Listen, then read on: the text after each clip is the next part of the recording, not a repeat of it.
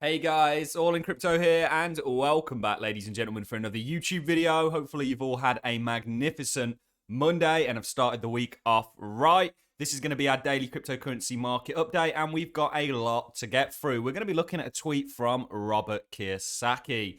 Now, if you guys don't know who Robert Kiyosaki is, he's essentially the rich dad, poor dad guy. It's a great book to read. He's also got books on cash flow. Very smart guy, big gold and silver bug, and is now actually calling Bitcoin a buying opportunity along with gold and silver. And he's talking about if the Fed continue raising interest rates, the US dollar will get stronger, causing Bitcoin, gold, and silver to go lower. And that is the buying opportunity. This is exactly what we've been saying to people for a while now, really since 44K for Bitcoin. We understand the severity and the situation that comes with upping interest rates and how it causes flight of liquidity from the asset class, the asset sector, into the dollar. People need money, and we're going to show you that and really illustrate this concept of liquidity, because when money gets printed, it's not like the Fed are going around with a vacuum and just vacuuming it all up and taking it back. Well, instead, what they're doing is they're sort of redirecting that liquidity back into the fiat systems in order to make debt payments. And we're going to play a clip here. This is from Good Morning. I can't quite remember what the show is. It's a UK show talking, there was obviously a question from somebody who was on an interest-only mortgage payment or interest-only mortgage. Obviously, the interest rates have gone up and she's just struggling to afford it. What you've got to understand is there are going to be millions of people in the UK that are in this position, in the US, and really across the board, certainly in Europe.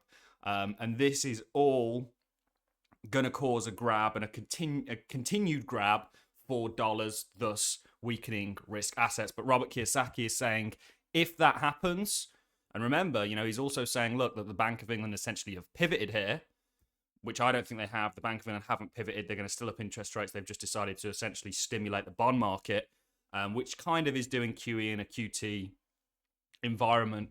Then, potentially it might be a buy at that point. We are looking for a pivot. I just don't think that the pivot is yet. We're going to be addressing some of the Credit Suisse. We commented on this yesterday.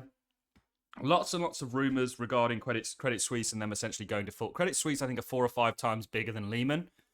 So people are sort of terming this sort of Lehman moment. But we will talk about this because given how sort of, these rumors are being portrayed as factual, and that, there's going to be some sort of collapse coming from Credit Suisse, market's doing pretty darn well. I'd have expected the dollar to get a real bid on the back end of all this because it's going to really affect the Eurozone. And I'd have really expected markets to be tanking on the back end of this, and they're not. So that kind of makes me think, and Credit Suisse is not a recent situation. There's always been speculation in regard to Credit Suisse and their reliability. We'll call it that. Also, this week you have 13 Fed speakers, so it's going to be a volatile week. We also have non-farm payroll for the US, so that's jobs data. Jobs data actually, and I think I have a tweet here from ZFX Trading. Good guy to follow. Still got a relatively small account. Somebody I personally follow, talking about unemployment claims continue to fall, really showing a strong labour market, which is going to give the Fed, it's why these data points like non-farm payroll and everything are so important, the sort of mandate to continue until they break something. And that's my real concern with being an investor right now. I think the Fed are going to break something, and I think even if they don't, the path that we're on, we understand the kind of fact that markets are a liquidity game. The path that we're on is still a very negative one. Let me make this point clear in regards to liquidity, and really make sure that everybody understands it. Some of you probably already do, but when we're talking about liquidity, we're talking about money. Okay? March 2020 onwards, we saw the money supply get extremely proliferated as a result of what took place. They told everyone to stay home and that they were going to essentially pick up the bill for their wages. So they had to print money to do so, thus devaluing the currency because they've created more of it. That, of course, found its way into markets and is directly correlated, saw them spike up. It then started to taper off and the money printing sort of slowed down. The sort of debt that the country was getting into slowed down, put in marginally higher highs, and now we're tapering off and markets are going with it. Well, this money hasn't disappeared. The problem is that it needs to go to service debt. So it goes out of one market into another, basically into the FX market. If you have 1% interest on $1, you need to pay that 1% interest back. But if you have 2% interest, you need to then find those extra dollars to pay that. And this is on a global scale. And this is why we're actually seeing other nations around the world and their currencies sort of collapse because the dollar is offering better yield and kind of eating everybody's dinner, if you will. And talking about that run for liquidity, inflation's bad because people need to find more dollars to pay for the things that they already had. So that's a squeeze on liquidity. And then interest rates are on a corporation level, on a debt-based level. Lots of people are in debt in the UK in forms of mortgages, car payments, all this sort of stuff. They also need to find more dollars. So it has to go out of markets into people making their everyday payments. And this is the environment we're in, which is why we've said that bottom callers really are naive. This year has been so revealing for me. 99% of what is on YouTube is complete and utter garbage when it comes to finance. Also, when it comes to crypto and when it comes to trading. Anybody that's making trading look easy, okay, maybe they've been doing it for 20 years, but it's not. And honestly, I can't tell you how much of a theater Twitter and YouTube are in terms of the financial side of things. And anybody with a little bit of financial knowledge will be able to tell you that. I'm going to leave that there. Let's go on to and really highlight this point of liquidity and the fact that people are going to run to, money, liquidity, money. And we're just going to play you this clip talking about, somebody's individual situation that has an interest-only mortgage, how they can't afford that on top of, food, everything else. They need money. And this is the environment that I think we're in and probably is going to get worse, certainly if the banks continue to do what they're doing. And we'll move on to Robert Kiyosaki's tweet after. Interest only and increasing on a monthly basis. It's almost doubled since January, and I'm struggling to make my contractual payments as well as other outgoings. My mortgage is joint with my husband, and I can't get a mortgage on my own to cover the balance owing to paying my ex-husband any equity he is due. What can I do? I don't know. I mean, I just... The situation now is bad. And if those interest rates go up, as have been discussed, and it is not certain that they will, but that is what the markets are predicting, then, I mean, we are going to have millions of people in that, and we are sitting on a mortgage ticking time bomb. Wow. That sums it up. People need money. They can't afford anything anymore. They can't afford their debt repayments. And that's now. Now, that has a knock-on effect on the housing market and the prices go down. Most people's wealth is within the housing market. Better give these guys, by the way, Wall Street Silver a follow. They are good. And they do post some really good stuff in regards to how bad the situation is. And it is bad. Let's move on. And I'm not trying to depress anybody on Monday. There's no point in burying your head in the sand. Okay? There is hope here. Maybe people start to pivot. Did we see the start of maybe a pivot with the Bank of England? Not really. But it may lead to them having to do that. They're talking, they essentially gave, I think it was $67 billion worth of stimulus to buying the long-dated gilts, the long-dated bond market, because it collapsed in the UK. So even though they're doing QT and they're not stimulating, they're not printing, and they're trying to, up interest rates and kill off this demand, they're also providing demand to the yield bond market, but they have to do that. But is that a form of a pivot? I don't know. The US aren't in a similar situation because one reason the US market is actually doing quite well compared to other markets because people are flying there and we're seeing capital from other countries leave and go to the US, sort of propping it up.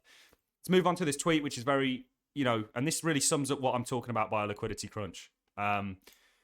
Let's look at Robert Kiyosaki's tweet.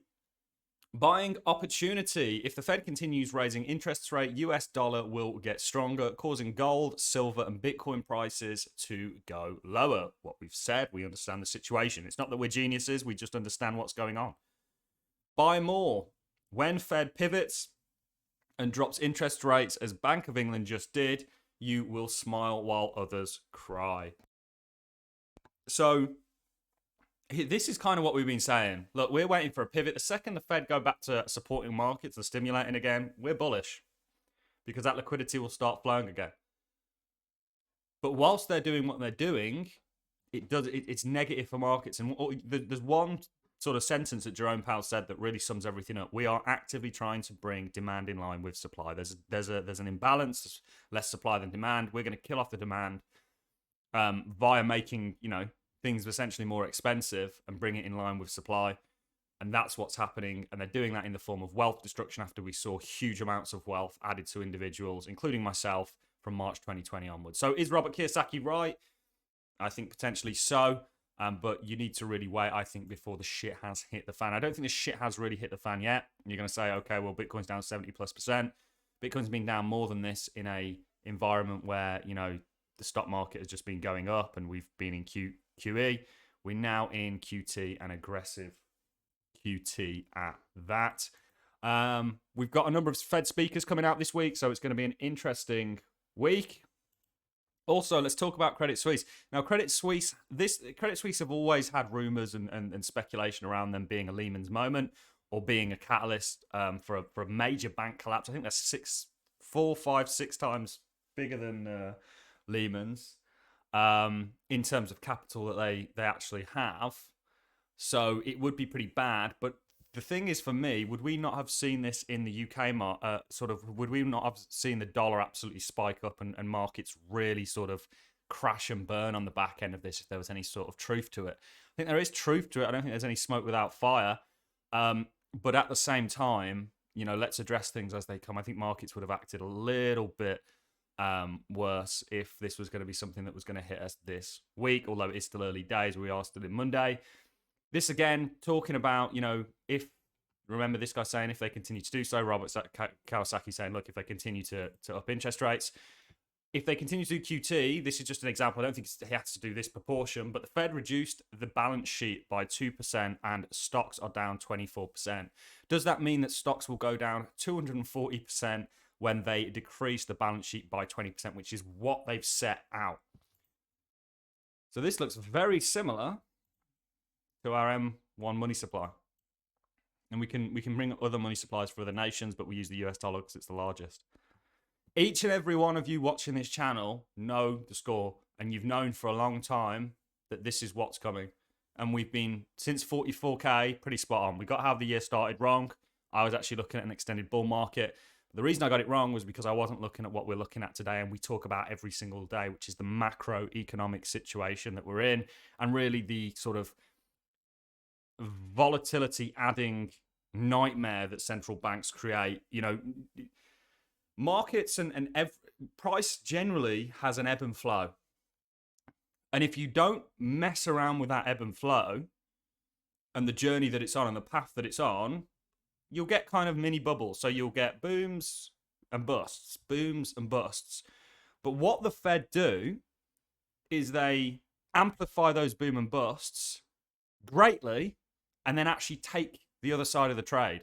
So when there's a boom, they'll sort of step out of the way and cause the bust. And then they'll jump back in at the bottom, essentially, and give to all their big banking friends and whoever else, all these big, you know, rich individuals, really cheap capital to go and clean everything up when the masses are sort of decimated. So this, again, we did look at this. The US unemployment claims continue to fall. It's going to be an interesting time, guys. In terms of day trading or in terms of Bitcoin TA, we've really told you what we think is on the cards here. We can get rid of the M1. And essentially, you know, we're looking at this head and shoulders. We think that this is the play. We've seen a few more people mentioning this. We've also seen lots and lots of targets on Twitter calling for 13,800. How have they got that? You know, this is the 13,800 target is the target that we get from our head and shoulders. Potentially you get more of a pronounced shoulder or more of a pronounced double peaked right shoulder, but it really depends, you know, on what the dollar does. The dollar is actually doing quite well today. Could this be potentially that Credit Suisse news coming in? Gold is starting to sell off. The UK market is pretty much flat. Futures market is mostly down with the S&P up 0.3%. We will see what the day brings, but that's really all I've got for you. Not much to report on the technicals for Bitcoin. From a day trading perspective, it's just a friggin' nightmare right now. You know, that's your range right there. Nothing major to be had. Okay, it's 11%, but there's a lot of time where you've literally just, I mean, here, flip a coin. Go long or short? We'd buy a short, but that doesn't mean that, you know, you don't get some sort of rally to the upside. We've seen so many fake breaks here that have caught loads of traders out. I mean, look at all these fake breaks and this kind of, you know, volatility. In my opinion, I think we showed you this on another chart. We'll use the KuCoin chart. It's a matter of time before we see that spill and we see that. Let's get rid of the volume by price. It's a matter of time before we see that next leg lower. Look at how you've set up every single previous leg lower since 69K. It's coming, guys. It's a matter of time before you get that roll. Be prepared for it. If you're following, subscribe, and like and comment on this video, you will be prepared for what's coming, which is the eventuality of further downside, given everything that we've spoken about in this video. Quick shout out, guys. We are going to be doing at least a couple of videos a day. We're going to start really educating people on the crypto space so they're ready for when the opportunity arises. We're going to be diving a lot into projects like Atom, Polkadot. We're going to start up our Cardano videos again. I kind of feel like lots and lots of people on YouTube and Twitter sort of use the buzzword and use Cardano as a way to get followers because they know it's popular. I've kind of tried to avoid that. You guys know that I haven't been making lots of Cardano content recently. I'll explain in the Cardano video why that is. It's not because I don't believe in it or anything of the sorts and don't think it's a solid blockchain. It's more for other reasons that I'll explain. But watch out for that content, guys. I'm going to love and leave you because I'm rambling on now. If you've enjoyed the content, like us, always appreciate it. So, a comment. And I look forward to seeing you all in the next YouTube video. Make sure you go head over to my Twitter and give me a follow and smash that subscribe button. See you later, guys.